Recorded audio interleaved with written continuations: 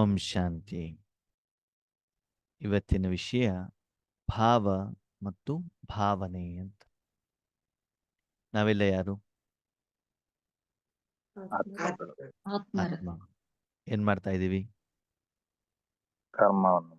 ಕರ್ಮ ಮಾಡ್ತೀವಿ. ಹೇಗೆ? ಮನಸ್ಸು, ಬುದ್ಧಿ, ಕರ್ಮೇಂದ್ರಿಯಗಳ ಮೂಲಕ, ಕರ್ಮ ಇಂದ್ರಿಯಗಳ ಮೂಲಕ. ಸರಿ. ಆತ್ಮ ಏನ್ ಮಾಡ್ತಾ ಇದೆ? ಕರ್ಮೇಂದ್ರಿಯಗಳ ಮೂಲಕ ಕರ್ಮವನ್ನ ಮಾಡ್ತಾ ಇದೆ. ತನು, ಮನ, ಧನ, ಚನ. ಸರಿನಾ? ಕರ್ಮೇಂದ್ರಿಯಗಳ ಮೂಲಕ ಕರ್ಮವನ್ನು ಮಾಡುತ್ತೆ, ಕರ್ಮದ ಫಲವನ್ನು ಕೂಡ ಅನುಭವಿಸುತ್ತೆ. ಸರಿ. ಹಾಗಿದ್ರೆ ಅಲ್ಲಿ ಆತ್ಮದ ಪಾತ್ರ ಏನು? ಮನಸ್ಸು ಯೋಚನೆ ಮಾಡುತ್ತೆ, ಮನಸ್ಸಿನ ಮೂಲಕ ಆತ್ಮ ಯೋಚನೆ ಮಾಡುತ್ತೆ, ಬುದ್ಧಿಯಿಂದ ನಿರ್ಣಯ ಮಾಡುತ್ತೆ, ಸಂಸ್ಕಾರ ರೆಕಾರ್ಡ್ ಇಟ್ಕೊಳ್ಳುತ್ತೆ, ಕಣ್ಣಿನ ಮೂಲಕ ನೋಡುತ್ತೆ, ಕಿವಿ ಮೂಲಕ ಕೇಳುತ್ತೆ. ಸರಿ. ಆದರೆ ಆ ಕರ್ಮದಲ್ಲಿ ಆತ್ಮ ಇರತ್ತೋ ಇರಲ್ವೋ? ಇರುತ್ತೆ. ಸರಿ ಅಲ್ವಾ?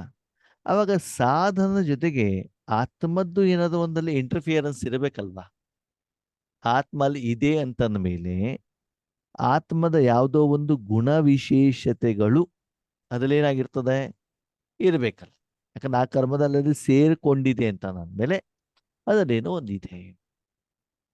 ನೋಡಿ, ಆತ್ಮದೇನಿರ್ತದೆ ಅಂತಂದ್ರೆ, ಕರ್ಮವನ್ನು ಮಾಡಬೇಕಾದ್ರೆ ಆತ್ಮದ ಭಾವ, ಉದ್ದೇಶ ಏನಿತ್ತು, ಇದು ಸಂಪೂರ್ಣವಾಗಿ ಆತ್ಮಕ್ಕೆ ಸಂಬಂಧಪಟ್ಟಿತ್ತು. ಇದಕ್ಕೆ ಮನಬುದ್ಧಿ ಸಂಸ್ಕಾರ ಆಗಲಿ ಶರೀರವಾಗಲಿ ಯಾವುದು ಇಂಟರ್ಫಿಯರ್ ಆಗೋದಿಲ್ಲ. ಅದು ಆತ್ಮದಲ್ಲೇ ಉತ್ಪನ್ನವಾಗುವಂಥದ್ದು. ಭಾವ ಅಂತಂದ್ರೆ ಏನು ಹೇಳುವುದನ್ನು ಇವತ್ತು ಚರ್ಚೆ ಮಾಡೋಣ. ಮತ್ತು ಭಾವ ಮತ್ತು ಭಾವನೆಗಿರುವಂಥ ವ್ಯತ್ಯಾಸವನ್ನು ಕೂಡ ಇವತ್ತು ಚರ್ಚೆ ಮಾಡೋಣ. ನಿಮ್ಮ ಮನೆಗೆ ನಿಮ್ಮ ಸ್ನೇಹಿತೆ ಬರ್ತಾರೆ. ಯಾರು ಬರ್ತಾರೆ? ಸ್ನೇಹಿತೆ. ನಿಮ್ಗೆ ಬೇಕಾದವರು ಬೇಡದವರು? ತುಂಬಾ ಬೇಕಾದವರು. ಸರಿ, ತುಂಬಾ ಒಳ್ಳೆಯಿತು. ಆದ್ರೆ ಯಾವಾಗ ಬರ್ತಾರೆ ಅಂತಂದ್ರೆ 18 ಜನವರಿಗಂತ ಸೆಂಟರಿಗೆ ಹೋಗ್ಲಿಕ್ಕೆ ರೆಡಿ ಆಗಿದ್ದೀರಿ, ವೈಟ್ ಡ್ರೆಸ್ ಎಲ್ಲ ಹಾಕೊಂಡಿದ್ದೀರಾ, ಇನ್ನೇನು ಹೊರಡಬೇಕು ಹೇಳಬೇಕಾದ್ರೆ ನಿಮ್ಮ ಫ್ರೆಂಡ್ ನಿಮ್ಮ ಮನೆಗೆ ಬರ್ತಾರೆ. ಏನ್ ಮಾಡ್ತೀರಿ? ಖುಷಿ ಆಗತ್ತೋ ಸಿಟ್ಟು ಬರುತ್ತೋ?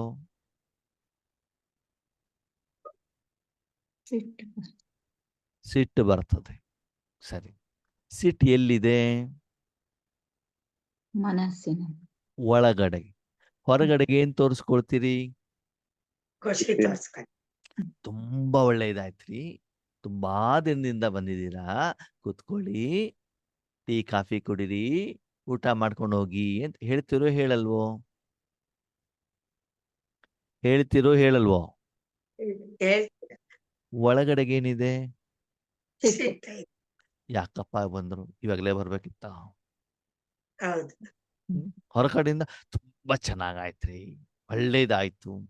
ನೋಡಿ ಆದ್ಮೇಲೆ ಶಬ್ದಗಳು ಮುಖದಿಂದ ಹೊರಗಡೆಗೆ ಬರ್ತಾ ಇದ್ದಾವೆ. ಸರಿ. ಮನಬುದ್ಧಿ ಮುಖದ ಮೂಲಕ ಆತ್ಮ ಶಬ್ದವನ್ನ ಹೊರಗಡೆ ಕಳಿಸ್ತಾ ಇದೆ. ಆದ್ರೆ ಅದರ ಜೊತೆಗೆ ಎದುರುಗಡೆಯವರಿಗೆ ಫೀಲಿಂಗ್ ಆಗ್ತಾ ಇದೆಯಲ್ಲ, ಅದೇನು? ಭಾವನೆ. ಎದುರುಗಡೆಯವ್ರಿಗೆ ಏನು ಫೀಲಿಂಗ್ ಆಗ್ತಾ ಇದೆ?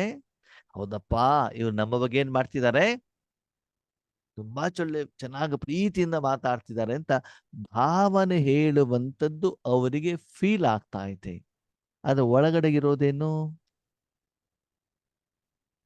ಒಳಗಡೆಗಿರೋದೇನು? ಸಿಟ್ಟು. ಅದು ಬೇರೆ, ಹೊರಗಡೆ ತೋರಿಸ್ತಾ ಇರೋದು ಬೇರೆ. ಹೌದು ಅಲ್ವೋ? ಹೌದು. ಒಳಗಡೆಗೆ ನಿಮ್ಗೆ ಇರುವಂತದ್ದು ಬೇರೆ, ಹೊರಗಡೆ ತೋರಿಸ್ತಾ ಇರೋದು ಬೇರೆ. ಒಳಗಡೆಗೆ ಏನಿದೆ? ಯಾಕಪ್ಪ ಬಂದ್ರು ಅಂತ. ಯಾಕಪ್ಪ ಬಂದ್ರು ಅಂತ ಆತ್ಮನಿಗೆ ಏನು ಆಗ್ತಾ ಇದೆ, ಅದಕ್ಕೊಂದು ಹೆಸರಿದೆಯಲ್ವಾ? ಹೊರಗಡೆಗೆ ಏನ್ ತೋರಿಸ್ತಾ ಇದ್ದೀರಿ, ಅದಕ್ಕೊಂದು ಹೆಸರಿದೆಯಲ್ವಾ? ಇದೆಯೋ ಇಲ್ವೋ? ಇದೆ. ಅದು ಸೂಕ್ಷ್ಮ ರೂಪದಲ್ಲಿ ಇದೆ, ಸ್ಥೂಲ ರೂಪದಲ್ಲಿ ಇಲ್ಲ. ಹೌದಾ? ಹಾಗೆ ಒಳಗಡೆ ನಿಮ್ಮಲ್ಲಿ ಏನಿದೆಯೋ ದಟ್ ಇಸ್ ಭಾವ. ಹೊರಗಡೆಗೆ ಏನು ತೋರಿಸ್ತಾ ಇದ್ದೀರಿ ಅದು ಭಾವನೆ. ಅರ್ಥ ಆಯ್ತಾ ಇವಾಗ? ಹೊರಗಡೆಗೆ ನಿಮ್ಮ ಮೂಲಕ ಏನು ಕಾಣ್ತಾ ಇದೆ ಅದೇನೋ ಭಾವನೆ. ಭಾವನೆ ಒಳಗಡೆಗೆ ನಿಮ್ಗೆ ಏನು ಅನುಭವ ಆಗ್ತಾ ಇದ್ದೀರಿ, ಯಾವ ಸ್ಥಿತಿಯಲ್ಲಿ ಇದ್ದೀರಿ, ಅದ್ಯಾವುದು ಭಾವ. ವ್ಯತ್ಯಾಸ ಗೊತ್ತಾಯ್ತೋ ಗೊತ್ತಾಗಿಲ್ವೋ? ಈಗ ಪ್ರಶ್ನೆ, ಭಾವನೆಯಲ್ಲಿ ನೀವು ತುಂಬಾ ಚೆನ್ನಾಗಿ ನೀವು ಒಳ್ಳೆಯವರು ಅಂತ ಬಿಟ್ಟು ತೋರಿಸ್ಕೊಳ್ತಾ ಇದ್ದೀರಿ, ಒಳಗಡೆ ಭಾವ ಕೆಟ್ಟದಿದೆ. ಕರ್ಮದ ಫಲಕ್ಕೆ ಆಧಾರ ಭಾವನೇನು? ಭಾವ. ಭಾವ. ಯಾಕಂದ್ರೆ ಮೂಲವಾಗಿರುತ್ತದಲ್ವಾ. ಇಲ್ಲಿ ಏನಾಗತ್ತೆ ಆದ್ಮೇಲೆ, ಕೆಲವೊಂದ್ಸಲ ಭಾವ ಮತ್ತು ಭಾವನೆ ಎರಡು ಒಂದೇ ರೀತಿಯಲ್ಲಿ ಇರಬಹುದು. ಪಾಸಿಟಿವ್ ಎರಡು ಒಂದೇ ರೀತಿಯಲ್ಲಿ ಇರಬಹುದು. ಓಕೆ, ಈಗ ಯಾರಿಗೊಬ್ರಿಗೆ ಒಳ್ಳೇದು ಮಾಡಬೇಕು ಅಂತ ಮನಸ್ಸಿದ್ದಾಗ, ಹೌದಪ್ಪ ಇವರು ಒಳ್ಳೇದು ಮಾಡಬೇಕು ಅಂತ ಆಂತರಿಕವಾಗೂ ಇರಬಹುದು, ಹೊರಗಡೆಯಲ್ಲೂ ಕೂಡ ಇರಬಹುದು. ಅದು ಸೇಮ್, ಭಾವನೂ ಸೇಮ್, ಭಾವನೆನೂ ಸೇಮ್. ಅದು ಕೆಲವೊಂದ್ಸಲ ಏನಾಗ್ತದೆ, ಭಾವನೆಗಳು ಆಪೋಸಿಟ್ ಆಗ್ಬಿಡ್ತವೆ. ಆವಾಗಲೇ ನಮಗೆ ವ್ಯತ್ಯಾಸ ಏನು ಅಂತ ಗೊತ್ತಾಗತ್ತೆ. ನೀವೆಲ್ಲ ಸ್ಕೂಲಿಗೆ ಹೋಗಿದ್ದೀರೋ ಹೋಗಿಲ್ವೋ? ಹೋಗಿದ್ವಿ. ಸರಿ, ಹೋದಾಗ ನಿಮ್ ಟೀಚರ್ ಬೆತ್ತ ತಗೊಂಡು ಚೆನ್ನಾಗಿ ಬಾರಿಸಿದಾರೋ ಬಾರಿಸಿಲ್ವೋ? ಅವಾಗ ನಿಮ್ಗೆ ಸಿಟ್ಟು ಬಂದಿಲ್ವೋ? ಬಂದಿತ್ತು. ಸರಿ, ಆವಾಗ ಟೀಚರ್ ಭಾವ ಒಳ್ಳೇದಿತ್ತು ಕೆಟ್ಟದಿತ್ತು?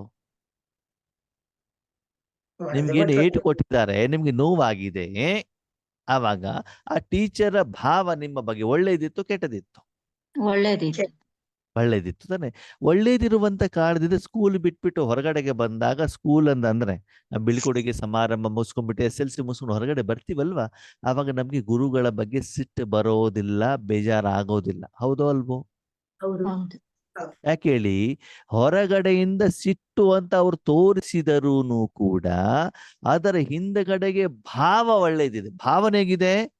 ಎಲ್ಲ ಗಂಟು ಹಾಕೊಂಡ್ಬಿಟ್ಟು ಮುಖ ಕ್ರೋಧದ ರೂಪದಲ್ಲಿ ತೋರಿಸ್ಬಿಟ್ಟು ನಮ್ಗೆ ಏಟನ್ನ ಕೊಟ್ಟು ಸಿಟ್ಟು ಮಾಡಿ ನಮಗೂ ನೋವಾಗಿ ನಾವು ಒಳೋ ಅಂತ ಹತ್ತು. ಅದು ತುಂಬಾ ಪ್ರೀತಿ ಮಾಡ್ಬಿಟ್ಟು ಏಟ್ ಕೊಡ್ಲಿಕ್ಕೆ ಆಗ್ತದ? ಇಲ್ಲ. ಭಾವನೆಯಿಂದ ನೋಡಿದಾಗ ನಮ್ಗೆ ಏನಾಗತ್ತೆ, ಆಮೇಲೆ ನಮ್ಗೆ ಟೀಚರ್ ಕೆಟ್ಟದ್ ವಹಿಸ್ತಾ ಇದೆ ಅಂತ ನಮ್ಗೆ ಅನ್ಸತ್ತೆ, ನನಗನ್ಸತ್ತೆ. ಯಾಕಂದ್ರೆ ಮುಖದಲ್ಲಿ ಏನು ಕಾಣ್ತಾ ಇದೆ? ಸಿಟ್ಟು ಕಾಣ್ತಾ ಇದೆ. ಆದ್ರೆ ಹಿಂದಗಡೆ ಉದ್ದೇಶ ಏನಿದೆ? ಚೆನ್ನಾಗಿದೆ ಅಲ್ವಾ? ಓಕೆ, ಅದೇ ರೀತಿ ಒಂದು ಶಾಪಿಗೆ ಹೋಗಿ, ಶಾಪಲ್ಲಿ ಒಂದು ಪ್ರಾಡಕ್ಟ್ ಅನ್ನು ಸೇಲ್ ಮಾಡ್ತಾನೆ. ಸೇಲ್ ಮಾಡಿದಾಗ ಅವನೇನ್ ಮಾಡ್ತಾನೆ, ನನಗಿದ್ರ ಲಾಭನೇ ಇಲ್ಲ ರೀ ಅಂತ ಹೇಳ್ತಾನೆ. ಸತ್ಯನೋ ಸುಳ್ಳು? ಸುಳ್ಳು. ಒಳಗಡೆ ಲಾಭ ಇರ್ತದೆ ತಾನೆ, ಆದ್ರೆ ಬೇರೆಯವ್ರಿಗೆ ಏನ್ ಮಾಡೋದಿಲ್ಲ, ಲಾಭ ಇಲ್ಲ ಅಂತ ತೋರಿಸ್ತಾ ಇರ್ತಾನ ಅವನು. ಹಾಗೆ ಆತ್ಮೀಯರೇ, ವಾಸ್ತವಿಕ ಪ್ರಪಂಚದಲ್ಲಿ, ವರ್ತಮಾನ ಜೀವನದಲ್ಲಿ ಮನುಷ್ಯ ಒಳಗಡೆಯಿಂದ ತುಂಬಾ ದುಃಖದಲ್ಲಿದ್ದಾನೆ. ಹೌದು ಅಲ್ವೋ? ಆಂತರಿಕವಾಗಿ ಹೊರಗಡೆಯಿಂದ ಏನ್ ತೋರಿಸ್ಕೊಳ್ತಿದ್ದಾನೆ? ಖುಷಿಯಾಗಿದ್ದೀನಿ, ತುಂಬಾ ಶ್ರೀಮಂತನಾಗಿದ್ದೇನಪ್ಪ, ನನಗೇನು ತೊಂದರೆ ಇಲ್ಲ, ನನಗೇನು ಸಮಸ್ಯೆ ಇಲ್ಲ, ನಾನು ಆರಾಮಾಗಿದ್ದೆ, ನನ್ನ ಹತ್ರ ಕಾರ್ ಇದೆ, ಬಿಲ್ಡಿಂಗ್ ಇದೆ, ಸೋಫಾ ಇದೆ, ನನ್ನ ಹತ್ರ ಹೆಂಡತಿ ಇದ್ದಾರೆ, ಮಕ್ಕಳಿದ್ದಾರೆ, ಕುಟುಂಬ ಇದೆ, ಸಂಸಾರ ಇದೆ, ಎಲ್ಲ ತೋರಿಸ್ಕೊಳ್ತಾನೆ. ಇದು ನಾಟಕನೋ ವಾಸ್ತವಿಕತೆನೋ? ಒಳಗಡೆ ಭಾವ ಏನು? ನೋವು, ದುಃಖ, ಹೊಟ್ಟೆ ಕಿಚ್ಚು ಅಲ್ವಾ? ಅದಕ್ಕಾಗಿ ಬೆಳ್ತಾರೆ, ಸೇವಾ ಭಾವ ಇರ್ಲಿ. ನಾವು ಕೆಲವೊಂದ್ಸಲ ಕರ್ಮವನ್ನ ಮಾಡ್ತೀವಿ, ಅದ್ರ ಉದ್ದೇಶ ಏನಿರ್ತದೆ, ಅವ್ರು ನಮ್ಗೆ ಹಣ ಕೊಡ್ಲಿ, ಅವ್ರು ನಮ್ಮನ್ನ ಹೊಗಳಲಿ, ಅವ್ರು ನಮ್ಮನ್ನ ಸನ್ಮಾನ ಮಾಡ್ಲಿ, ಎಲ್ಲರ ಎದುರುಗಡೆ ನಮ್ಗೆ ಗೌರವ ಕೊಡ್ಲಿ. ಹೊರಗಡೆಗೆ ಏನಿರ್ತದೆ? ನಿರೀಕ್ಷೆ, ಇಚ್ಛೆ ಇರ್ತದೆ. ಅದರ ಆಧಾರದಲ್ಲಿ ಹೊರಗಡೆಗೆ ನಾವೇನ್ ಮಾಡ್ತೀವಿ? ಭಾವನೆಯನ್ನು ತೋರಿಸ್ತೀವಿ. ನೋಡಿ ಆದ್ಮೇಲೆ, ಶಬ್ದ ಭಾವನೆ ಅಲ್ಲ, ವಸ್ತು ಕೊಡುವಂಥದ್ದು ಭಾವನೆ ಅಲ್ಲ, ಆದ್ರೆ ಅದರ ಹಿಂದಗಡೆಗೆ ಆತ್ಮನಲ್ಲಿ ಇರುವಂತ ಒಂದು ಉದ್ದೇಶ, ಇಂಟೆನ್ಷನ್. ಅಯ್ಯೋ ಬಂದಿದಾರಲ್ಲ, ಇವರಿಗೆ ಊಟ ಕೊಡ್ಬೇಕಲ್ಲ. ಅದನ್ನೊಂದು ಗಾದೆ ಹೇಳ್ತಾರೆ, ಏನಂತ, ನೆಂಟರು ಬರ್ಬೇಕಂತೆ, ಅಕ್ಕಿ ಖಾಲಿ ಆಗ್ಬಾರ್ದಂತ. ನೆಂಟರ ಮೇಲೆ ಪ್ರೀತಿ, ಅಕ್ಕಿ ಮೇಲೆ ಮೋಹ ಅಂತ ಹೇಳ್ತಾರೆ ಅಲ್ವಾ? ಹಂಗಿದ್ರೆ ಆಗೋದಿಲ್ಲ. ಹೌದು ಅಲ್ವೋ? ಹಾಗೆ ಇಲ್ಲಿ ಹೇಳ್ತಾರೆ, ಭಾವ ಮತ್ತು ಭಾವನೆ ಒಂದೇ ಇರಬೇಕು, ಬೇರೆ ಬೇರೆ ಇರಬೇಕು ಅಲ್ವಾ?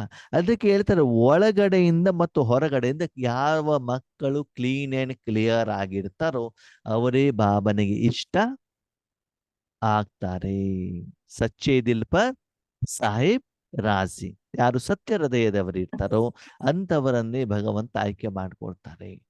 ನೋಡಿ, ನಾನು ತುಂಬಾ ಚೆನ್ನಾಗಿ ಯೋಗ ಮಾಡ್ತೇನೆ, ಜ್ಞಾನ ಹೇಳ್ತೇನೆ ಅಂತ ಹೇಳ್ಕೊಳ್ಳೋದು ಬೇರೆ, ವಾಸ್ತವಿಕ ಆ ಸ್ವರೂಪದಲ್ಲಿದ್ಬಿಟ್ಟು ಅನುಭವ ಮಾಡೋದು ಬೇರೆ. ಅದಕ್ಕಾಗಿ ಇವತ್ತು ಆತ್ಮೀಯರು ಒಳಗಡೆಗೆ ಒಂದಿರ್ತದೆ, ಹೊರಗಡೆಗೆ ತೋರಿಸುವಂಥದ್ದು ಇನ್ನೊಂದಿರ್ತದೆ. ಒಳಗಡೆಯ ಭಾವ ಏನಿರ್ತದೋ ಅದರ ಆಧಾರದ ಮೇಲೆ ನಮ್ಮ ಜೀವನ ಅವಲಂಬಿತವಾಗಿರ್ತದೆ. ಕೆಲವೊಂದ್ಸಲ ನೋಡಿ, ಲೌಕಿಕದಲ್ಲಿ ಮಕ್ಕಳು ತಾಯಿ ತಂದೆ ಮೇಲೆ ಪ್ರೀತಿ ತೋರಿಸ್ತಾರೆ. ಯಾಕೆ ಯಾಕೆ ತಾಯಿ ತಂದೆ ಆಸ್ತಿ ಸಿಗಲಿ ಅಂತ. ಅವರಿಗೇನು ಪ್ರೀತಿ ಕೊಡಬೇಕು ಅನ್ನುವಂತ ಉದ್ದೇಶ ಅಲ್ಲ. ಅವರ ಹಣ ಆಸ್ತಿಯವರೆಗೂ ಇರುವವರೆಗೂ ಇವರು ಪ್ರೀತಿ ಉಕ್ಕಿ ಹರಿತಾ ಇರ್ತದೆ. ಹೌದು, ಆಸ್ತಿ ಅವ್ರದ್ದೆಲ್ಲ ಆಸ್ತಿ ಬರದಾಯ್ತು, ಮತ್ತೇನು ಸಿಗೋದಿಲ್ಲ ಅಂತಂದ್ರೆ ಅದೇನಾಗ್ಬಿಡ್ತದೆ, ನಿಂತು ಬಿಡ್ತದೆ. ಅಂದ್ಮೇಲೆ ಭಾವ ಒಳ್ಳೆಯದು ಕೆಟ್ಟದ್ದು ಆತ್ಮೀಯರೇ. ಅದಕ್ಕಾಗಿ ಬಾಬಾ ಹೇಳ್ತಾರೆ, ಮಕ್ಕಳೇ, ನೀವು ಯಾವುದೇ ಕರ್ಮವನ್ನ ಮಾಡಬೇಕಾದ್ರೆ ನೀವು ಭಾವವನ್ನ ಏನ್ ಮಾಡಿ, ಸ್ವೀಕಾರ ಮಾಡಿ. ಅದಕ್ಕೆ ರಾಮಾಯಣದಲ್ಲೂ ಕೂಡ ಹೇಳ್ತಾರೆ, ಶಬರಿ ಹತ್ರ ರಾಮ ಮತ್ತು ಲಕ್ಷ್ಮಣ ಹೋಗ್ತಾರೆ ಅಲ್ವಾ. ಹೋದಾಗ ರಾಮ ಶಬರಿ ಕೊಟ್ಟಿರುವಂತ ಎಂಜಲಿನ ಬೋರೆ ಹಣ್ಣನ್ನು ತಿಂತಾನೆ, ಖುಷಿಯಿಂದ ತಿಂತಾನೆ. ಅದೇ ಬೋರೆ ಹಣ್ಣನ್ನ ಶಬರಿ ಯಾರ ಕೈಯಲ್ಲಿ ಕೊಡ್ತಾಳೆ? ಲಕ್ಷ್ಮಣನ ಕೈಯಲ್ಲಿ ಕೊಡ್ತಾಳೆ. ಲಕ್ಷ್ಮಣ ಏನ್ ಮಾಡ್ತಾನೆ, ಅಯ್ಯ ಈ ಎಂಜಲ್ ಮಾಡಿರುವಂಥದ್ದು ನನಗೆ ಯಾಕೆ ಅಂತ ತೆಗೆದು ಬಿಸಾಕ್ತಾನೆ. ರಾಮನಿಗೆ ಅಲ್ಲಿ ಆ ಒಂದು ಏನೇಳಿ ಬೋರೆ ಹಣ್ಣಿನಕ್ಕಿಂತ ಅವಳು ಉದ್ದೇಶ ಇದೆಯಲ್ಲ, ಶಬರಿ ಇದೇನು, ರಾಮನಿಗೆ ಕಹಿ ಆಗಿರೋದನ್ನು ಕೊಡಬಾರ್ದು, ಹುಳ ಇರೋದನ್ನು ಕೊಡಬಾರ್ದು. ಆ ಉದ್ದೇಶವನ್ನ, ಭಾವವನ್ನ ರಾಮ ಏನ್ ಮಾಡಿದಾನೆ, ಕ್ಯಾಚ್ ಮಾಡಿದಾನೆ. ಅದು ಲಕ್ಷ್ಮಣ ಕ್ಯಾಚ್ ಮಾಡಿಲ್ಲ. ಈಗ ಒಂದ್ಸಲ ಬ್ರಹ್ಮ ಬಾಬಾ ಅವ್ರ ಸಾಕಾರದಲ್ಲಿ ಇದ್ದಾಗ ಒಂದು ಮಾತೆ ಒಂದು ದೊಡ್ಡದು ಏನು ಪಪ್ಪಾಯಿ ತಗೊಂಡು ಬಂದ್ಲಂತೆ. ಬೀಜ ಹಾಕ್ಬಿಟ್ಟು ಪಪ್ಪಾಯಿನ ಬೆಳೆಸಿದಾಳೆ ತನ್ನ ಗಾರ್ಡನ್ ಅಲ್ಲಿ. ಮೊದಲನೇದಾಗಿ ಬೆಳೆದಿರುವಂತ ಒಂದು ಪಪ್ಪಾಯಿ ಬಾಬನಿಗೆ ಕೊಡಬೇಕು ಅಂತ ಹೇಳ್ಬಿಟ್ಟು ತಗೊಂಡು ಬಂದಿದ್ದಾಳೆ ತುಂಬಾ ಖುಷಿಯಿಂದ. ಬಾಬಾ, ತುಂಬಾ ಕಷ್ಟಪಟ್ಬಿಟ್ಟು ಬೆಳೆದಿದ್ದೇನೆ, ಪಪ್ಪಾಯಿ ತಗೊಳ್ಳಿ ಅಂತ ಹೇಳ್ದಂತೆ. ಆ ಬಂದಿರುವಂತ ಆ ತಾಯಿಯ, ಆ ಆತ್ಮದ, ಆ ಮಹಿಳೆಯ ಭಾವನೆಯನ್ನ ನೋಡ್ಬಿಟ್ಟು ಬಾಬನಿಗೆ ತುಂಬಾ ಖುಷಿ ಆಯ್ತಂತೆ. ಆಯ್ತು ಮಗು, ಒಳಗಡೆ ಹೋಗ್ಬಿಟ್ಟು ಚಾಕು ತಗೊಂಡು ಬಾ, ನೀನೇ ಕಟ್ ಮಾಡು, ನಿನ್ನ ಕೈಯಾರೆ ಬಾಬನಿಗೆ ತಿನ್ನಿಸು ಅಂತ ಹೇಳ್ದಂತೆ. ತಿನ್ನಿಸು ಅಂದಾಗ ಆ ಮಾತೆಗೆ ಇಷ್ಟು ಖುಷಿ ಆಯ್ತು ಅಂತಂದ್ರೆ, ಇವತ್ತು ನಾನು ಪಪ್ಪಾಯನ ಬೆಳೆಸಿದ್ದಕ್ಕೆ ನನ್ನ ಜೀವನ ಸಾರ್ಥಕವಾಯಿತು ಅಂತ ಹೇಳಿ. ಸರಿ, ಪಪ್ಪಾಯನ ಕಟ್ ಮಾಡಿಕೊಡ್ತಾನೆ ಇದ್ದಾಳೆ, ಬಾಬಾ ತಿಂತಾನೆ ಇದ್ದಾರೆ. ಮತ್ತು ಕೊಡು ಚೆನ್ನಾಗಿದೆ ಚೆನ್ನಾಗಿದೆ ಅಂತ. ಇವಳು ನಿರೀಕ್ಷೆ ಏನಂತಂದ್ರೆ, ಬಾಬಾ ಒಂದು ಪೀಸ್ ನನಗೆ ಕೊಡ್ಬೋದು. ಯಾಕೆ ಹೇಳಿ, ನಾನು ಬೆಳೆಸಿರೋದಲ್ವಾ, ಬಾಬನಿಗೆ ನೈವೇದ್ಯ ಇಟ್ಬಿಟ್ಟು ನಾನು ಸ್ವಲ್ಪ ತಿನ್ನೋಣ ಅಂತ. ಲೌಕಿಕದಲ್ಲೂ ಕೂಡ ಆತ್ಮೀಯರೇ, ನಾವು ಭಗವಂತನಿಗೆ ಭೋಜನವನ್ನು ನೈವೇದ್ಯವೇ ಇಡ್ತೀವಿ. ಯಾಕೆಂದ್ರೆ ಆಮೇಲೆ ನಾವು ತಿನ್ಬೇಕು ಅಂತ. ಆ ನೈವೇದ್ಯನೂ ಕೂಡ ಹೆಂಗಿರ್ತದೆ ಅಂತಂದ್ರೆ, ನಮ್ಗೆ ಯಾವ್ದು ಇಷ್ಟನೋ, ನಮ್ಗೆ ಯಾವ್ದು ಬೇಕೋ ಅದನ್ನೇ ನಾವು ಅಡಿಗೆ ಮಾಡಿರ್ತೀವಿ ಅಲ್ವಾ. ಹಾಗೆ ಇಲ್ಲಿ ಅವಳು ನಿರೀಕ್ಷೆ ಮಾಡ್ತಿರ್ತಾಳೆ, ಈ ಪೀಸ್ ನನ್ ಕೊಡ್ಬೋದು, ಈ ಪೀಸ್ ನನ್ ಕೊಡ್ಬೋದು, ಈ ಪೀಸ್ ನನ್ ಕೊಡ್ಬೋದು. ಬಾಬಾ ತಿಂತಾ ಇದ್ದಾರೆ. ಸರಿ, ಬಾಬನಿಗೆ ಹೊಟ್ಟೆ ಎಸಿದೇನೋ ಅಂತ ಹೇಳ್ಬಿಟ್ಟು ಲಾಸ್ಟ್ ಪೀಸಿದಾಗ ತಡ್ಕೊಳ್ಲಿಕ್ಕೆ ಆಗಿಲ್ಲ. ಇಲ್ಲ ಬಾಬಾ, ನನಗೆ ಇದನ್ನು ಬೇಕು, ನಾನು ತಿನ್ಲೇಬೇಕು, ಪ್ರಸಾದ ಮಾಡಿರೋದು, ನಾನು ಕಷ್ಟಪಟ್ಬಿಟ್ಟು ಬೆಳೆದಿದ್ದೇನೆ. ಬಾಬಾ ಹೇಳ್ತಾರೆ, ಬೇಡ, ಇಲ್ಲ ನಂಗೆ ತುಂಬಾ ಆಸ್ತಿ ಇದೆ ಅಂತ ಹೇಳ್ತಾರೆ ಬಾಬಾ. ಇಲ್ಲ ಇಲ್ಲ, ನನಗೆ ಬೇಕೇ ಬೇಕು ಅಂತ. ಸರಿ ಆಯ್ತು ಮಗು, ನಿನ್ನ ಇಚ್ಛೆ, ನಾನು ಯಾಕೆ ಬೇಜಾರು ಮಾಡ್ಲಿ, ತಿನ್ನು ಅಂತ ಹೇಳ್ತಾರೆ. ಬಾಯಿಲಾಕಿ ನೋಡ್ತಾಳೆ, ಆ ಒಂದು ಏನೇಳಿ ಪಪ್ಪಾಯಿ ಕಹಿ ಇತ್ತು. ಹೇಗಿತ್ತು? ಕಹಿ. ಅಂತಂದ್ರೆ ಬಾಬಾರವರು ಆ ಹಣ್ಣಿನಲ್ಲಿ ಏನಿತ್ತು ಅಂತ ನೋಡಿಲ್ಲ ಆತ್ಮೀಯರೇ.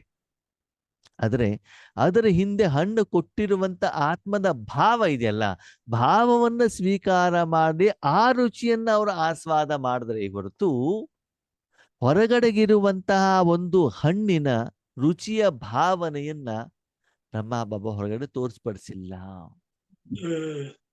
ಹಾಗೇನೆ ಆತ್ಮೀಯರೇ, ಯೋಗ ಮಾಡಬೇಕಾದ್ರೆ, ಜ್ಞಾನ ಹೇಳಬೇಕಾದ್ರೆ, ಈಶ್ವರೀಯ ಕಾರ್ಯ ಮಾಡಬೇಕಾದ್ರೆ, ಲೌಕಿಕ ಕಾರ್ಯ ಮಾಡಬೇಕಾದ್ರೆ, ಅಲೌಕಿಕ ಕಾರ್ಯ ಮಾಡ್ಬೇಕಾದ್ರೆ ನಿಮ್ಮ ಭಾವ ಏನಿದೆ, ಉದ್ದೇಶ ಏನಿದೆ? ಅವ್ರು ಬಾಬನ ಮಕ್ಕಳಾಗ್ಬೇಕು, ತುಂಬಾ ಜನ ಬರಬೇಕು, ಅವರು ಧನ ಸೇವೆ ಮಾಡಬೇಕು, ಅವ್ರು ಟೋಲಿ ಕೊಡಬೇಕು, ನಾವು ಸೇವೆ ಮಾಡಿದಾಗ ಅಕ್ಕವರು ನಮ್ಮನ್ನು ಹೊಗಳಬೇಕು, ನಾಲ್ಕೈದು ಕಡೆಗೆ ಸನ್ಮಾನ ಮಾಡಬೇಕು ಹೇಳುವಂತ ಭಾವ ಇಟ್ಕೊಳ್ಬಾರ್ದು. ಇಟ್ಕೊಂಬಾರ್ದು. ಅದಕ್ಕೆ ಬಾಬಾ ಹೇಳ್ತಾರೆ ಕರ್ಮ ಆಗ್ಬೇಕಾದ್ರೆ ಕೇವಲ ಕರ್ಮದ ಜೊತೆಗೆ ಕರ್ಮೀಯದ ಜೊತೆಗೆ ಈ ಭಾವನೂ ಕೂಡ ತುಂಬಾ ಇಂಪಾರ್ಟೆಂಟ್. ಕೆಲವೊಂದ್ಸಲ ಆತ್ಮೀಯರೇ, ನೀವು ಜ್ಞಾನವನ್ನು ಹೇಳಿದಾಗ ಎದುರಿಗೆ ಜ್ಞಾನ ನೆನಪಿರೋದಿಲ್ಲ, ಅದೇನ್ ನೆನಪಿರ್ತದೆ? ಭಾವ. ಅಯ್ಯೋ, ಅವ್ರು ಎಷ್ಟು ಪ್ರೀತಿಯಿಂದ ಹೇಳ್ತಾರೆ, ಎಷ್ಟು ಮಧುರವಾಗಿ ಹೇಳ್ತಾರೆ, ಅದು ಕೇಳ್ತಾ ಇದ್ದನೇ ಒಂದು ರೀತಿ ಖುಷಿ ಆಗ್ಬಿಡ್ತದೆ, ಕೇಳ್ತಾ ಇದ್ದನೇ ಶಾಂತಿ ಅನುಭವ ಆಗ್ತದೆ. ಅಂದ್ರೆ ಅವ್ರಿಗೆ ಅದನ್ನು ಕೊಡಬೇಕು ಹೇಳುವಂಥದ್ದು. ನೋಡಿ, ಒಂದು ತಾಯಿ ಒಂದು ಗಂಜಿ ಕೊಟ್ಟರು ಕೂಡ ಮಗುಗೆ ಎಷ್ಟು ಖುಷಿ ಆಗತ್ತಲ್ವಾ? ಹೌದು. ಅದೇನೆ ಹೋಟೆಲಲ್ಲಿ ಹೋಗ್ಬಿಟ್ಟು ಒಳ್ಳೆ ಊಟ ತಿಂದ್ರೆ ಹೆಂಗಿರ್ತದೆ? ಅಲ್ಲಿ ವ್ಯಾಪಾರದ ಭಾವ ಇರ್ತದೆ, ಲಾಭದ ಭಾವ ಇರ್ತದೆ. ನಿನ್ನೆ ನಮ್ಮ ಸೇವಾ ಕೇಂದ್ರದ ಅಕ್ಕವ್ರು ಹೇಳ್ತಾ ಇದ್ರು, ಏನು ಒಂದ್ಸಲ ಅವ್ರು ಮೌಂಟ್ ಅಬು ಹೋದಾಗ ಜಗದೀಶ್ ಬಾಯಿ ಅವ್ರು ತಿಂಡಿ ತಿನ್ಲಿ ಕರೆದಿದ್ರು ಅಂತ. ಸರಿ, ತುಂಬಾ ಜನ ಕೂತ್ಕೊಂಡಿದ್ರೆ ಆ ತಿಂಡಿಯಲ್ಲಿ ಉಪ್ಪಿ ಹಾಕಿಲ್ವಂತೆ. ಸರಿನಾ? ಪ್ರತಿಯೊಬ್ಬರಿಗೂ ಉಪ್ಪು ಹಾಕಿದ ತಕ್ಷಣ ಗೊತ್ತಾಯ್ತು ಏನಂತ ಉಪ್ಪು ಹಾಕಿಲ್ಲ ಅಂತ. ಪಕ್ಕದಲ್ಲಿ ಜಗದೀಶ್ ಬಾಯಿ ಕೇಳಿದ್ರಂತೆ. ಜಗದೀಶ್ ಬಾಯಿ ಇದ್ರು, ಅವ್ರು ತಿಂತಾ ಇದ್ದಾರೆ, ಅದು ಅವ್ರಿಗೇನು ಡಿಫರೆನ್ಸೇ ಇಲ್ಲ, ಆರಾಮಾಗಿ ತಿಂತಾ ಇದ್ದಾರೆ. ಅವಾಗ ಅಕ್ಕವ್ರು ಕೇಳದಂತೆ, ಆರೋಗ್ಯವಾಗಿದ್ದೀರಲ್ಲ ನೀವು? ಹೌದು, ನಾನು ಆರೋಗ್ಯವಾಗಿದ್ದೇನೆ. ಚೆನ್ನಾಗಿದ್ದೀರಲ್ವಾ? ಚೆನ್ನಾಗಿದೆ. ಏನು ತೊಂದರೆ ಇಲ್ವಾ? ಏನು ತೊಂದರೆ ಇಲ್ಲ. ಅರೆ, ಅವ್ರಿಗೆ ಡೌಟ್ ಬಂತು, ಇವ್ರಿಗೇನು ಜ್ವರ ಗೀರ ಬಂದಿದ್ಯಾ, ರುಚಿ ಗೊತ್ತಾಗ್ತಾ ಇಲ್ವಾ, ಇವ್ರಿಗೇನ್ ಸಮಸ್ಯೆ? ನಮ್ಗೆಲ್ಲ ಉಪ್ಪು ಇಲ್ದೇ ಇರುವಂತದ್ದು ಗೊತ್ತಾಗ್ತಿದೆ, ಇವ್ರು ಹೆಂಗ್ ತಿಂತಾ ಇದ್ದಾರೆ? ಆಮೇಲೆ ತಿಂಡಿ ತಿಂದಾದ್ಮೇಲೆ ಕೇಳಿದಂತೆ, ಅಣ್ಣವ್ರೆ, ತಿಂಡಿಯಲ್ಲಿ ಉಪ್ಪಿರ್ಲಿಲ್ಲ, ಯಾಕಂದ್ರೆ ಎಲ್ಲರಿಗೂ ಬಡಿಸಿದ್ ಒಂದೇ ಪಾತ್ರೆ ಇಲ್ಲಲ್ವಾ, ಅವ್ರಿಗೇನು ಸಪ್ರೇಟ್ ಆಗ್ತದೆ ಬಡಿಸಿಲ್ವಲ್ಲ. ನೀವು ಉಪ್ಪು ಇಲ್ದೇ ಇರೋದು ನಿಮ್ಗೆ ಗೊತ್ತಾಗಿಲ್ವಾ? ಗೊತ್ತಿದ್ರು ಮತ್ತೆ ಯಾಕೆ ತಿಂದ್ರಿ ಅಂತಂದ್ರೆ, ಇದನ್ನ ಕೊಡುವಂತ ಮೊದಲು, ನಮ್ಗೆ ಕೊಡುವ ಮೊದಲು ಬಾಬನಿಗೆ ಭೋಗ ಇಟ್ಟಿದಾರಲ್ವಾ. ಭೋಗ ಇಟ್ಟಾಗ ಉಪ್ಪಿಲ್ದೇನೆ ಯಾವಾಗ ಭೋಗ ಬಾಬಾ ತಿಂತಾರೆ ಅಂತಂದ್ಮೇಲೆ ನಾನು ಯಾಕೆ ತಿನ್ಬಾರ್ದು? ಬಾಬನಿಗೆ ಉಪ್ಪಿಲ್ದೇ ಇರುವಂತ ಆಹಾರ ಇಷ್ಟ ಅಂತಂದ ಮೇಲೆ ನನಗೋದು ಇಷ್ಟವಾಗ್ಬೇಕಲ್ವಾ ಅಲ್ವಾ? ಬೇರೆಯವರೆಲ್ಲ ಏನ್ ಮಾಡಿದ್ರೆ ಉಪ್ಪು ತರಿಸ್ಬಿಟ್ಟು ಮಿಕ್ಸ್ ಮಾಡ್ಬಿಟ್ಟು ತಿಂದ್ರಂತೆ. ಅದವ್ರೇನ್ ಮಾಡಿದ್ರು? ಅವ್ರು ಉಪ್ಪು ಬಾಬಾನೆ ಹಾಕೊಂಡಿದ್ರು. ಜೈಸೆ ಕಹಾ ವೈಸೆ ಮುझे करना है. ಬಾಬಾ ಸ್ವೀಕಾರ ಮಾಡಿದರೆ, ಬಾಬಾ ನನಗೆ ಇದನ್ನು ಕೊಡಬೇಕು ಅಂತ ಇಷ್ಟಪಡ್ತಿದ್ದೆ ಅಂದ್ಮೇಲೆ ನಾನು ಸ್ವೀಕಾರ ಮಾಡ್ಬೇಕಷ್ಟೇ. ಅಂದ್ರೆ ಅಲ್ಲಿ ಬಾಬನ ಮೇಲೆ ಮಾತ್ರ ಪ್ರೀತಿ ಇದೆ ಹೊರತು ಉಳಿದಿದ್ದು ಯಾವುದು ಇಂಪಾರ್ಟೆನ್ಸ್ ಅಲ್ವಲ್ಲ. ಆದ್ಮೇಲೆ ಕೆಲವೊಂದ್ಸಲ ನಾವು ಈಶ್ವರಿ ಸೇವೆಗೆ ಹೋದಾಗ ನಮಗೆ ನಿಂದನೆ ಆಗತ್ತೆ, ಸೋಲಾಗತ್ತೆ, ಜನ ಬೈತಾರೆ, ಇನ್ಸಲ್ಟ್ ಆಗತ್ತೆ. ಸ್ವೀಕಾರ ಮಾಡ್ಬೇಕು ಮಾಡಬಾರ್ದು? ಮಾಡಬಾರ್ದಲ್ವಾ? ಯಾಕಂದ್ರೆ ನಾವು ಹೋಗಿದ್ದಾಕೆ ಈಶ್ವರೀಯ ಕಾರ್ಯಕ್ಕಲ್ವಾ. ಈಶ್ವರೀಯ ಕಾರ್ಯ ಸರಿಯಾಯ್ತೋ ಇಲ್ಲೋ ಅಂತ ನಾವು ನೋಡ್ಬೇಕೇ ಹೊರತು ಅದರ ಪ್ರಭಾವದಲ್ಲಿ ಬರಬಾರದು. ಯಾರೋ ಹೊಗಳ್ತಾರೆ, ಸನ್ಮಾನ ಮಾಡ್ತಾರೆ, ಅದರ ಪ್ರಭಾವದಲ್ಲಿ ಬರಬೇಕು ಬರಬಾರ್ದು? ಬರಬಾರದು ಅಲ್ವಾ? ಮನೆಯಲ್ಲಿ ಚೆನ್ನಾಗಿ ಪತಿ ಬೈತಾರೆ, ಜಗಳ ಮಾಡ್ತಾರೆ, ಡೈವರ್ಸ್ ಕೊಡಬೇಕು ಕೊಡಬಾರ್ದು? ಕೊಡ್ಬಾರ್ದು. ಮಾತೇ ಬರ್ತಾ ಇಲ್ಲಪ್ಪ. ಕೊಡ್ಬಾರ್ದು. ಆ ಸುಮ್ನೆ ಇರ್ಬೇಕೋ ಉಲ್ಟಾ ಹೊಡಿಬೇಕೋ, ಜಗಳ ಮಾಡ್ಬೇಕು ಅವ್ರಿಗಿಂತ ಜೋರಾಗಿ ಜಗಳ ಮಾಡಬಾರ್ದು. ಅಲ್ವಾ? ಸುಮ್ನೆ ಅದಕ್ಕಾಗಿ ಬಾಬಾ ಹೇಳ್ತಾರೆ, ಮಕ್ಕಳೇ, ಎದಗಡೆಗಿರುವಂತ ಭಾವವನ್ನ ನೋಡಿ, ನಿಮ್ಮ ಭಾವವನ್ನ ನೋಡಿ. ಅವ್ರು ಜಗಳ ಮಾಡಿದಂತೆ ನೀವು ಕೂಡ ಜಗಳ ಮಾಡಿದ್ರೆ ಅವರಿಗೂ ನಿಮ್ಗೂ ಇರುವಂತ ವ್ಯತ್ಯಾಸ ಏನು? ನೀವು ಬಾಬನ ಹತ್ರ ಹೋಗ್ಬಿಟ್ಟು ಜಗಳ ಮಾಡ್ತೀರಾ, ಬಾಬಾ ನಿಮ್ಮ ಹತ್ರ ಜಗಳ ಮಾಡ್ತಾರಾ? ಇಲ್ಲ ತಾನೆ. ನೀವು ಎಷ್ಟೇ ಜಗಳ ಮಾಡಿದ್ರು ಮರುದಿನ ಬೆಳಿಗ್ಗೆ ಬಾಬಾ ಹೇಳೋದೇನು? ಮಧುರ ಮಕ್ಕಳೇ, ಮೀಠೆ ಬಚ್ಚೆ ಅಂತಾನೆ ತಾನೇ ಹೇಳ್ತಾರೆ. ಅದಕ್ಕಾಗಿ ಬಾಬಾ ಹೇಳ್ತಾರೆ, ಕರ್ಮೇಂದ್ರಿಯಗಳ ಜೊತೆಗೆ, ಕರ್ಮದ ಜೊತೆಗೆ, ಜ್ಞಾನದ ಜೊತೆಗೆ ಕರ್ಮ ಸಫಲವಾಗಬೇಕು ಅಂತಂದ್ರೆ ಭಾವನೆನೂ ಕೂಡ ಶ್ರೇಷ್ಠವಾಗಿರಬೇಕು. ಅದು ಕೂಡ ಸೇವಾ ಮನೋಭಾವ ಇರಬೇಕು. ಯಾವ ಮನೋಭಾವ ಇರಬೇಕು? ಸೇವಾ ಮನೋಭಾವ ಇರಬೇಕು ಹೊರತು ನಾನು ಮಾಡಿರುವಂತ ಕರ್ಮದಿಂದ ನನ್ನ ವಿಕರ್ಮ ವಿನಾಶ ಆಗತ್ತೆ, ನಾನು ಸತ್ಯಕ್ಕೆ ಹೋಗ್ಬಿಡ್ತಾನೆ, 21 ಜನ್ಮಕ್ಕೆ ನನಗೆ ಆಸ್ತಿ ಸಿಕ್ಕಿಬಿಡ್ತದೆ, ಆ ಭಾವ ಇರಬೇಕು ಇರಬಾರದು? ಇರ್ಬಾರ್ದು. ಅಲ್ವಾ? ಬಾಬ್ ಸಮಾನ ಆಗ್ಬೇಕು ಅಂತ ಇಷ್ಟಪಡ್ತೀರಲ್ವಾ? ಈಗ ಬಾಬಾ ದೇವತೆ ಆಗ್ಬೇಕು ಅಂತ ಸಾಧನೆ ಮಾಡ್ತಾ ಇದ್ದಾರಾ? ಊಟ ತಿಂಡಿ ಬೇಕು ಅಂತ ಮಾಡ್ತಿದ್ದಾರಾ? ಇಲ್ಲ. ಹೆಸರು ಕೀರ್ತಿ ಅಂತ ಬೇಕಂತ ಮಾಡ್ತಿದ್ದಾರಾ? ಓಕೆ, ಭಗವಂತನ ಪ್ರಶ್ನೆ. ಮಕ್ಕಳೇ, ಭಗವಂತ ವಿಶ್ವದ ಸೇವೆ ಮಾಡ್ತಾ ಇದ್ದಾರೋ ಇಲ್ವೋ? ಮಾಡ್ತಾ ಮಾಡ್ತಾವ್ರೆ. ಇದ್ದಾರೆ. ಸರಿ. ಬಾಬಾ ಪ್ರಪಂಚಕ್ಕೆಲ್ಲ ಒಳ್ಳೇದು ಮಾಡ್ತಿದಾರೋ ಕೆಟ್ಟದ್ದು ಮಾಡ್ತಿದಾರೋ? ಒಳ್ಳೇದು ಪಕ್ಕಾ? 100% ಗ್ಯಾರಂಟಿ? ಗ್ಯಾರಂಟಿ. ಅವರಿಗೋಸ್ಕರ ಏನು ಮಾಡ್ಕೊಳ್ತಾ ಇಲ್ವಾ? ಇಲ್ಲ. ಗ್ಯಾರಂಟಿ? ಗ್ಯಾರಂಟಿ. ಸರಿ. ಭಗವಂತ ನಿಮ್ಗೆ ಒಳ್ಳೇದನ್ನ ಮಾಡಿದಾರೋ ಕೆಟ್ಟದನ್ನ ಮಾಡಿದಾರೋ? ಒಳ್ಳೇದು. ಈ ಹಿಂದೆ? ಒಳ್ಳೇದು ಈಗ? ಒಳ್ಳೇದು ಮುಂದೆ? ಒಳ್ಳೇದು ಒಳ್ಳೇದು ನೀವು ಮಾಡಿದ್ದೇನು? ಒಳ್ಳೇದು ನೀವು ಭಗವಂತನ ಪ್ರತಿ ಮಾಡಿದ್ದೇನು? ನಿಂದನೆ. 2 ವರ್ಷ ಮಾಡಿದ್ದೇನು? ನಿಂದನೆ ಸಿಟ್ಟು, ಕೋಪ, ಜಗಳ ನೀನೇ ಮಾಡಿದ್ದು. ಹೌದಾ ಅಲ್ವೋ? ಹೌದಾ? ಅಷ್ಟು ಒಳ್ಳೇದು ಮಾಡದ ಮೇಲೂನು ಕೂಡ ನೀವು ನಿಂದನೆ ಮಾಡ್ತೀರಾ ಅಂತಂದ್ರೆ ಅದರ ಪ್ರಭಾವ ಅವರ ಮೇಲೆ ಬಿದ್ದಿದೆಯಾ? ಇಲ್ಲ. ಇಲ್ಲ. ನೀವು ಮಾಡಿರುವಂತ ಕರ್ಮನೇ ನಿಮ್ಮ ಮೇಲೆ ವಾಪಸ್ ಬಂದು ನಿಮ್ಗೆ ಎಷ್ಟು ಸಿಟ್ಟು ಬರ್ತದೆ. ಅವರಷ್ಟು ಒಳ್ಳೆಯದನ್ನ ಮಾಡಿದ ಮೇಲೂ ಕೂಡ ಅವರು ಅದನ್ನು ಸ್ವೀಕಾರ ಮಾಡೋದಿಲ್ಲ. ಅಂದಮೇಲೆ ಪ್ರತಿಯೊಂದು ಆತ್ಮದ ಪ್ರತಿ ನಮ್ಮ ಭಾವ ಹೇಗಿರಬೇಕು? ಶುಭ ಭಾವ. ಅವ್ರು ಯಾವುದೇ ಉದ್ದೇಶದಿಂದ ನಿಮ್ಮ ಎದುರುಗಡೆ ಬರ್ಲಿ ಆತ್ಮೀಯರೇ, ನಿಮ್ಮನ್ನು ಮೋಸ ಮಾಡ್ಲಿಕ್ಕಂತಾನೆ ಬರ್ಲಿ, ನಿಮ್ ಜೊತೆಗೆ ವ್ಯಾಪಾರ ವ್ಯವಹಾರ ಮಾಡ್ಬೇಕು ಅಂತಾನೆ ಬರ್ಲಿ. ಇನ್ನು ಕೆಲವೊಂದ್ಸಲ ಈಶ್ವರಿ ಜೀವನದಲ್ಲಿ ಏನಾಗತ್ತೆ ಗೊತ್ತಾ? ಬಾಬನ ಮಕ್ಕಳು ಬರ್ತಾರೆ ನಿಮ್ಮ ಹತ್ರ, ಮಾತಾಡ್ತಾರೆ. ಯಾಕೆ ಗೊತ್ತಾ? ಅವ್ರು ಬರೋದು ಜ್ಞಾನ ಕೇಳಲಿಕ್ಕಲ್ಲ. ಯಾಕೆ ಹೇಳಿ? ಯಾಕೆ ಹೇಳಿ? ಕಾಲಣಿ ಅದಕ್ಕ. ಯಾವ್ದೋ ವ್ಯಾಪಾರ ಮಾಡೋದು ಇರ್ತದೆ ಅವರಿಗೆ, ಅವ್ರ ಪ್ರಾಡಕ್ಟ್ ಅನ್ನು ಸೇಲ್ ಮಾಡೋದು ಇರ್ತದೆ. ಅದಕ್ಕಾಗಿ ನಿಮ್ಮ ಹತ್ರ ಬರ್ತಾರೆ, ಗಂಟೆ ಗಟ್ಟಲೆ ಮಾತಾಡ್ಬಿಟ್ಟು ಅದು ಹಾಗೆ ಮಾಡಿ ಹೀಗೆ ಮಾಡಿ ಇನ್ಶೂರೆನ್ಸ್ ಪಾಲಿಸಿ ಮಾಡಿ ಈ ಪ್ರಾಡಕ್ಟ್ ತಗೊಳ್ಳಿ ಇಲ್ಲಿ ದುಡ್ಡು ಹಾಕಿ ಅಂತ ಹೇಳ್ಬಿಟ್ಟು ಹೋಗ್ತಾರೆ. ಅವ್ರ ಉದ್ದೇಶ ಏನು? ನಿಮ್ಮ ಜ್ಞಾನ ಕೇಳಲಿಕ್ಕಲ್ಲ ಅವ್ರು ಬರೋದು, ಅವ್ರು ವ್ಯಾಪಾರ ಮಾಡ್ಲಿಕ್ಕೆ ಬಂದಿರ್ತಾರೆ. ನಿಮ್ ಲೆಕ್ಕದಲ್ಲಿ ಏನು ಅಂತ ನಾನು ಇವ್ರಿಗೆ ಜ್ಞಾನ ಕೊಟ್ಬಿಟ್ಟು ಕಳಿಸಿದೆ ಅಂತ. ಆ ಭಾವದಲ್ಲಿ ಅವನು ಎದೆಗಡೆಗೆ ಬಂದಾಗ ನೀವ್ ಹೇಳಿರುವಂತ ಜ್ಞಾನ ಅವರ ತಲೆ ಒಳಗಡೆ ಹೋಗತ್ತೋ ಹೋಗಲ್ವೋ? ಹೋಗಲ್ಲ ಆಗ ಸೇವೆ ಆಗತ್ತೋ ಆಗಲ್ವೋ? ಆಗಲ್ಲ.